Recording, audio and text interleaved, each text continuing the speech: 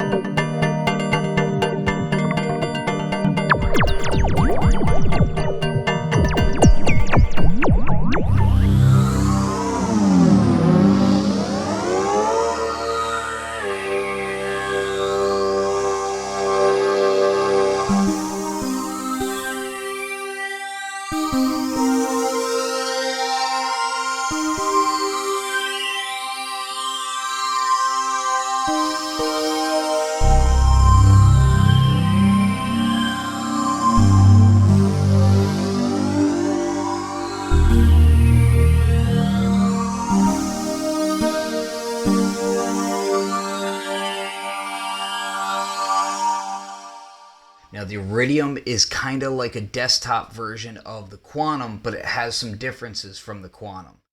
First off, we're going to talk about the fact that this thing is 16 voices, so it's like having two Quantums in one, but there's no analog filters there. And you might be thinking, but hey, that was like one of the main selling points of the Quantum, right? Well, the Iridium also models those analog filters from the Quantum into the Iridium, but makes them stereo. When you use the analog filters in the Quantum, it put it all through a mono path. So there's actually an advantage here.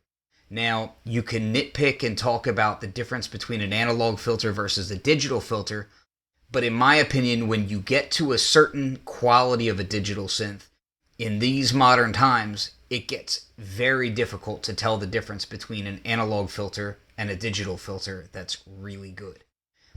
Also, on top of that, they happen to have a lot of flexibility. So let's check this thing out. First off, what I want to show you is some really interesting features on here. Now, I just got this thing very, very recently, just a couple days ago, and I haven't learned this whole thing. I just wanted to do this video to kind of just show me digging around inside of it, okay?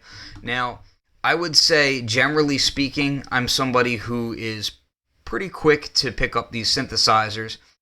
But with that even being said, I would say that so far it's been fairly intuitive. You have your oscillators laid out right in front of you. So there's 3 oscillators right here, which is also a little bit deceptive, but we'll get back to that later. Then you have your oscillator mixer section. You have your routing right here. Then you have your dual filter section. You have your envelopes, which there's 2 sets of controls for your envelopes, but that's not all the envelopes you have. You have a select button here as well that will help you select between the multiple different envelopes in here. You have the digital former section, which is really, really interesting. The digital former section is kind of like a filter or an effect that you slap on the back end of everything to kind of change the entire character of the synth and make this synth sound like other synths, or sound dirty, or sound clean, or, you know, just lots of different interesting things. And then we have our LFOs. The pads up top here are not velocity sensitive. They're more like buttons in a way. They're like soft buttons. You can feel them click when you press them, but they're not like the Hydrosynth where you have polyphonic aftertouch on them. They're not like that. They're more like buttons to trigger things. So you can assign chords to them. You can assign notes for your scales and whatnot on here. You can do triggers, but they are not as playable. You have your tempo knob. You've got arpeggiation on here. You've got 6 knobs that are soft knobs around here. Now, if you want to jump to a section, that's what the buttons up top do. So the first button is your LFOs. Second button is oscillator 1, oscillator 2, 3, filters, envelopes, mod, effects. Okay, so I'm not going to dive too deep into that kind of stuff because realistically, you guys can open up any catalog and go and check this thing out, or go to their website and check that stuff out. What I want to talk about real quick is the surprising things that got me excited. So what I'm doing right now is I'm actually controlling the Iridium from a Hydrosynth. And the reason why that is just a mind-blowing combination is when you pair the two together, the Iridium is capable of receiving polyphonic aftertouch, so you can actually use the polyphonic aftertouch of a Hydrosynth to control the Iridium. And the Iridium has a very deep mod matrix. So you've got 40 slots here on that mod matrix. So that means that we can have a lot of fun. Just like on the Hydrosynth, how you can get really interesting and expressive with that polyphonic aftertouch, you can do the same on the Iridium when you control it from something like a MPE device or a Hydrosynth or whatever. Here's some really interesting stuff though. So let's go to the basic oscillator section here. And if you take a look at the oscillator section, it looks like I have a simple saw wave pulled up, but I don't. What I actually have is multiple saw waves pulled up. Now, if I have the kernel count down to 1, you'll notice it sounds like just a simple saw wave 1 oscillator. But as you increase the kernel amount,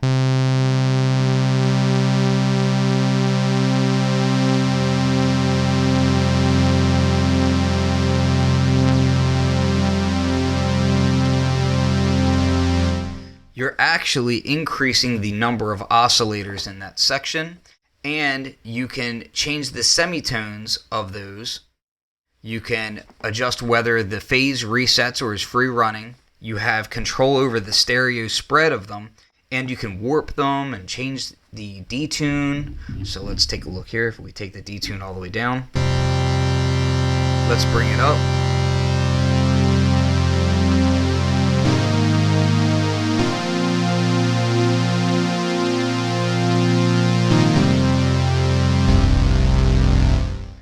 And of course, that's just one oscillator section here. All right. It gets weirder though. So let's go ahead and do the warp real quick just so you can see that.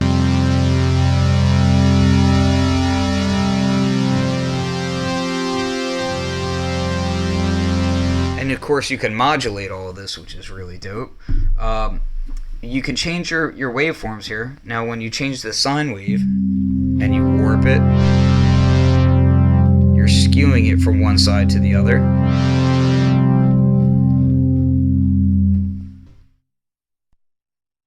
Let's go to our square.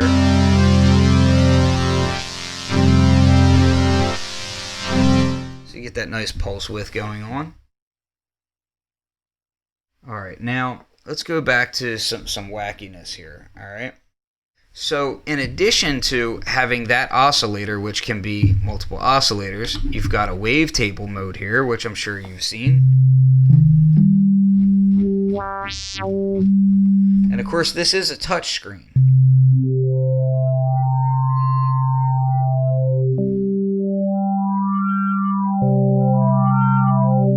And you can import your own wavetables, but more importantly than just importing your own wavetables, let's move over to oscillator 2 for a second here. You can actually import multi-samples, not just a sample, but multi-samples, and you can map them. So what I've done here is, of course, I've done multiple sample libraries for various products, and I've taken some of the multi-samples that I've used to create a contact instrument, and I've actually imported them into the Iridium, and it automatically detected my loop points. So let's bring this up.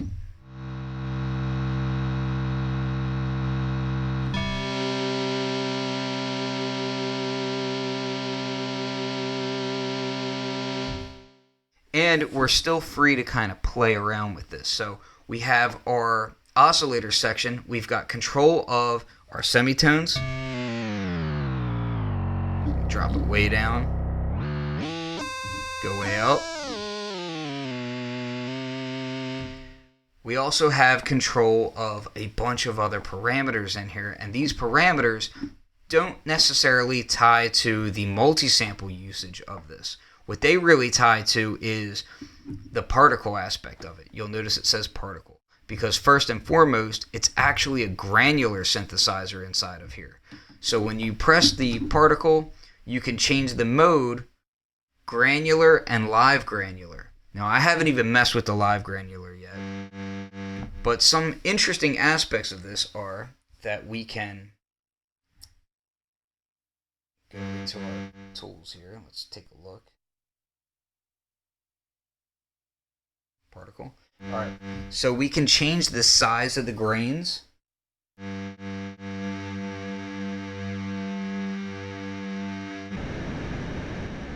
You can change how many grains you have. You can detune them. You can change the way that the playback works. Let's go ahead and bring this up to 4, and we'll change the length here a bit.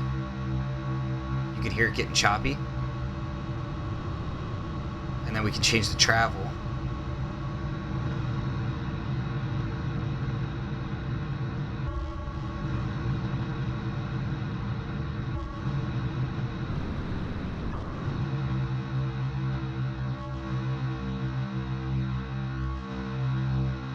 We can make it go backwards.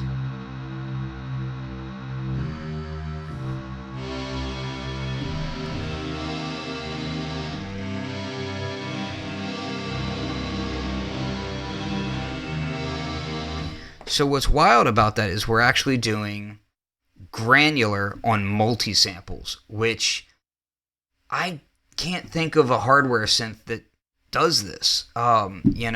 Maybe maybe that Tasty Chips one does. I don't know. I haven't had that, but doing granular on multi-samples is kind of a revelation when you can, in addition to that, layer it with the other oscillators. Keep in mind, this is all happening inside of one oscillator block.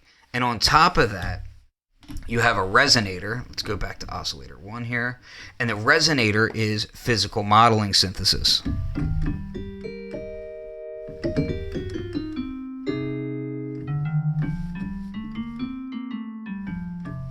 And we can have lots of nice controls over this as well.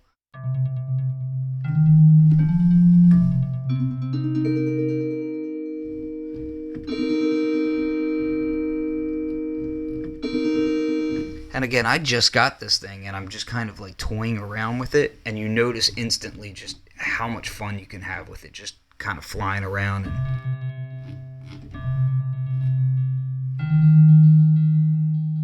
and bring up attack, and you'll get more of that kind of bowed sound. Or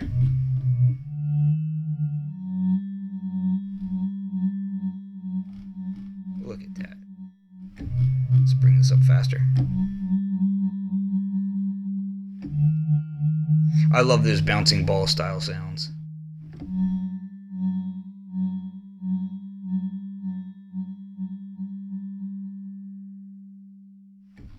Bring it back here. Spectrum skew.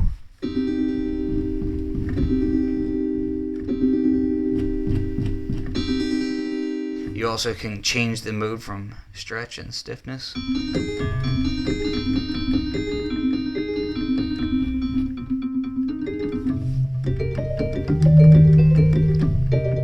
Now we can layer that with the multi-sample from the other oscillator here.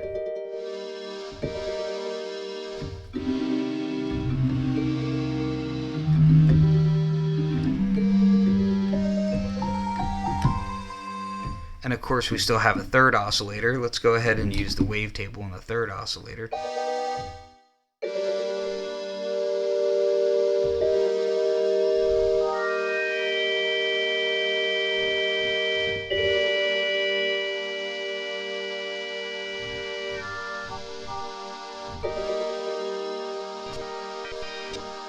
Let's change to something a little bit more formant vocal. We can quickly change the pitch here.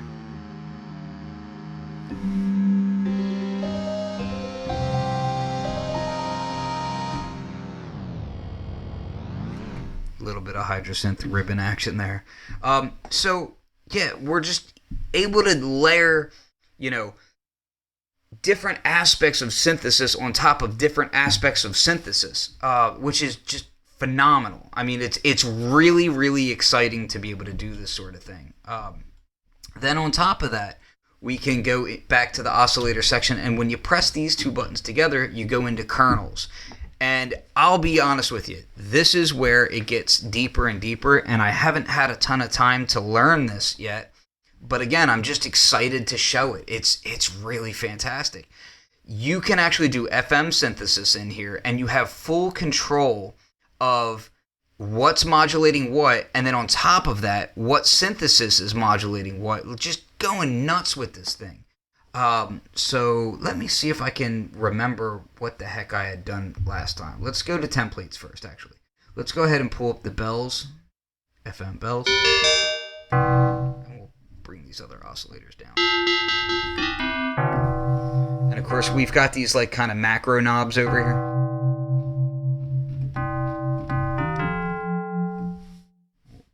Bring the detune down a little bit.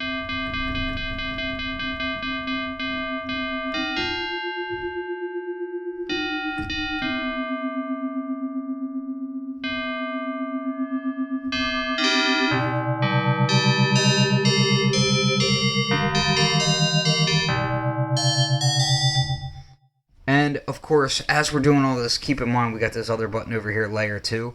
You can split this thing and then do bitimbral layers on top of everything else that we're talking about. I mean, like, it just goes deeper and deeper and deeper and deeper, and you start getting a little overwhelmed, and then you just got to pull yourself back and say, there's all these patches in here. You can load up tons of different patches. So that's just fantastic. I mean, I'm just over the moon about this thing so far. I gotta say, I'm just super excited about the fact that you can kind of just run through here and just... The other thing is you can save all your oscillator stuff, like individually from your patch. So you can save presets of how you have each oscillator set up, which is crazy powerful when you want to quickly create a new patch. You can just start grabbing things and say, oh man, I want to... I made this really cool virtual analog oscillator the other day where I had it pitched way up and pitched way down, and then I had this fifth, kind of underneath and slight detune, whatever. You could just quickly grab that, save that, grab it, and then bring it back over to a new patch, and then layer that with a different multi-sample or whatever else you've got going on. Maybe you made some complex physical modeling piece. You can do that. And save it all and jump back and forth between it. So that's just, man, it's stupid fun. Let's kind of dive through and get to a different section. Because, again, I'm going to do more videos on this thing, but this is my kind of first impressions on it. I want to go over to the filters. First thing I'm going to do is I'm going to make an initialized patch here. All right. Okay, so we're on an initialized patch, and we'll make this just a simple waveform. And the reason why I'm doing that is because I want to play with the filters. So let's go over to the filters, and there's some great tools in here. I know tools might not be the most exciting thing in the world for a lot of people, but for a guy like me, this is super exciting. Not only do we get a a nice display that will show the cutoff moving here. You got your resonant peak, you can move it around, all that good stuff. Not only do you have that, but it gives you the option to have it follow your modulation, so you can see it bouncing around as like an LFO pings it or an envelope pings it. And then on top of that, you also have an FFT display that overlays on top of it. So you can actually see your spectrum.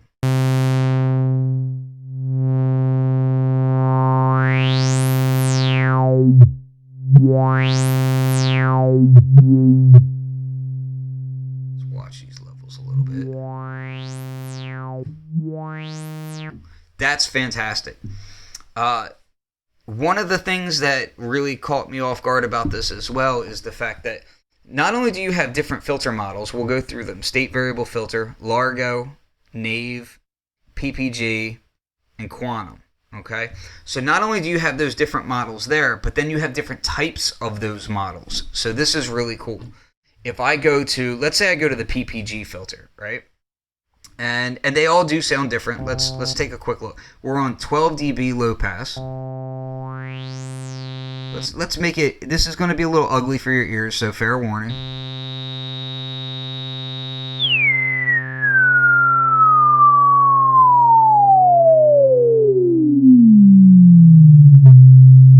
So very smooth filter sweeping going on here. But check this out, right? So I can change the type to a saturated version of that same 12 dB low pass.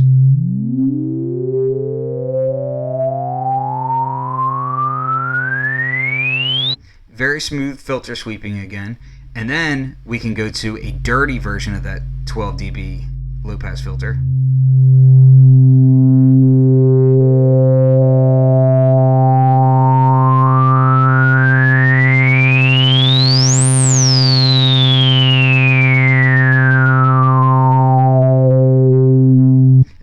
Pulling out all those harmonics, but on top of that you hear it giving all this grit and nastiness in there, which is fantastic. This is one of the things that got me most excited. In fact, this is the first thing that I did when I pulled this thing out the box and I threw it on the table. First thing I did was check out the filters, because I was thinking to myself, okay, it doesn't have the Quantum analog filter, which in my opinion didn't really blow me away to begin with as far as analog filters go.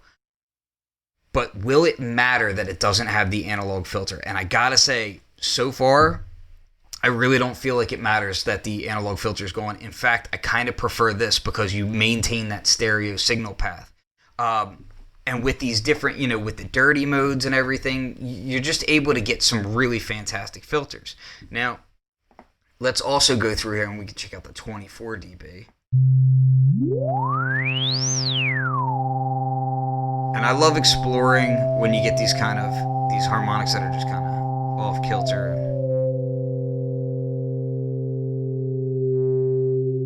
And it's very sensitive. Like it feels smooth. It doesn't feel like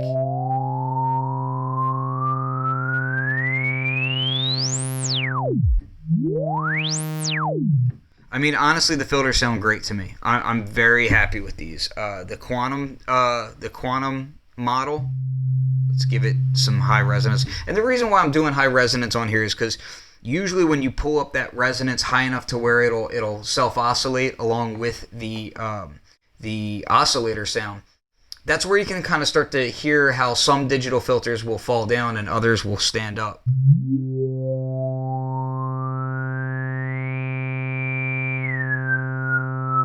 And we're still on that 12 dB saturated mode, so we can go to clean. Here's clean. And let's go dirty.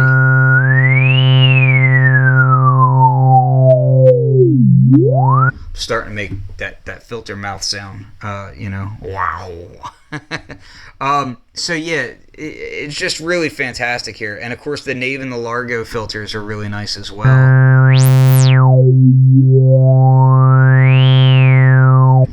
And on top of that, so let's go back to this Quantum one here. On top of that, we have, not Quantum, I'm sorry, the PPG is what I wanted. So you've got those different modes for each filter, and then as you step through and go into things like Nave, you can get bandpass filters, high pass filters. You've got, all those different filters, but you've got two of them, and you can link them together, or you can have them controlled completely independently. You can have them linked together and modulated in different ways. You've got a lot of options there. So.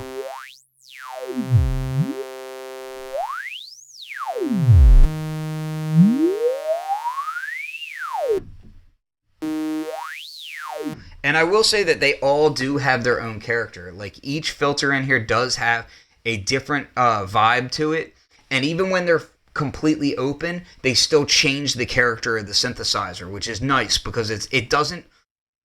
Little things like that go a long way in making a digital synthesizer have those quirks that an analog synthesizer typically would have that we love to explore. It's all about like those little quirks. It doesn't matter so much whether it's analog or digital. It matters about like how much fun and how inspiring is it to dive into it and to explore it and to see, oh, well, this does something unexpected, or I can nail this sound exactly by doing this. And at least from me, a synthesis geek, I absolutely love just exploring the nooks and crannies of these sorts of things. And I gotta say, the filters on this absolutely do that for me, and they get me very excited. So let's move over to the digital former section right quick. So I'm gonna go back to 12 dB saturated because that's fun. All right, we've got the resonance down. I'm gonna have it full open, and the digital former. We've got all these different modes in here, man. Look at them all. There's so many. So you've got all the different filters from the filter section. And then in addition to that, you've got drive, gain, com plus, com minus, bit crusher, ring mod. So this allows you to kind of really change this thing. Now, I want to go to the drive because the drive does something really cool that I wasn't really expecting, and I like it a lot. So... if we bring the color up, you're actually changing the model here. And if you change the amount, that's the drive, right? So, and it'll show you exactly what it's doing to your waveform here. Now that's to a sine wave, and I'm on a saw, obviously, but it shows you how you're shaping your sound, right? Now, as we change the color, you'll see over here the model will change. Right now we're on a PMP. Op amp, and then we're gonna go tube, pickup. Pickup is really cool. I like this a lot.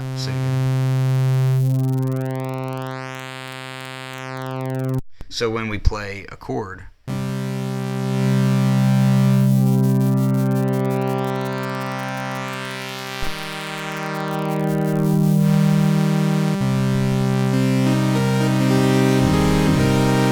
very cool.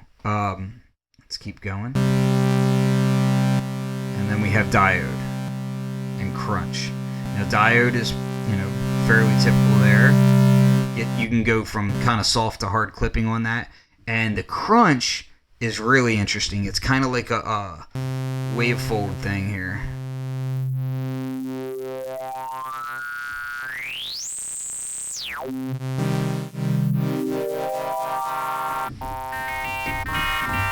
So again, this is affecting the character of the overall synth.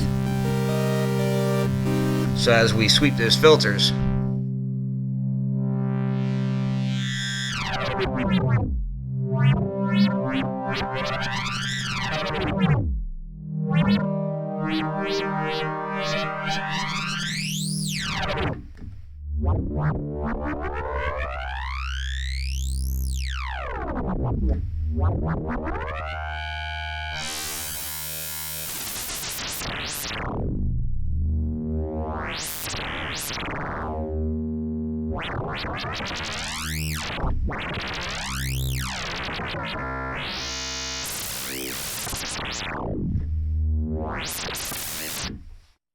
how are you not going to enjoy doing that? I mean, that's just craziness. So, yeah, this thing is just, insane. I'm gonna keep diving into it, and I'll do another video on it later. But I just wanted to give you my initial first impression on this thing. The knobs feel really nice on it. The buttons feel nice. Touchscreen is roughly as expressive or as sensitive as something like an MPC Live. Feels pretty similar to that. Maybe a touch less responsive than the MPC, but pretty close. And the size of the screen is great. I mean, you put it in the studio and it definitely looks like a flagship synthesizer. So there's that. So let me just go ahead and explore some sounds. And this is Flux of fluxwithit.com. If you got any questions, feel free to hit me up. Yeah, peace.